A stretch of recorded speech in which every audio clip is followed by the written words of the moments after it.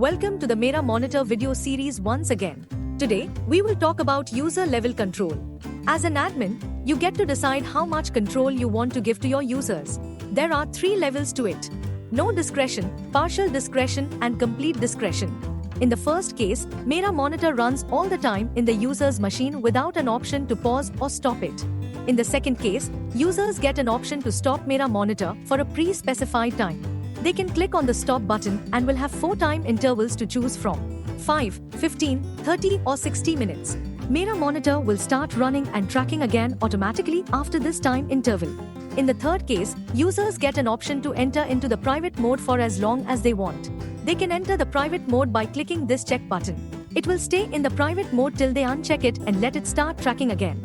This is useful when the users are using their private computers for work. Now there are 2 ways to enable or disable these features. You can do it for individual users by going to Member Info, Edit Member. Here you will find toggle buttons for both stop timer and private mode. You can also go to Configuration, then Settings, then Bulk Configuration. Click on the Organization tab and it will display all the users.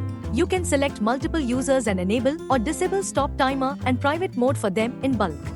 You can click on the Team tab and select a manager to enable or disable it for users from the selected manager's team.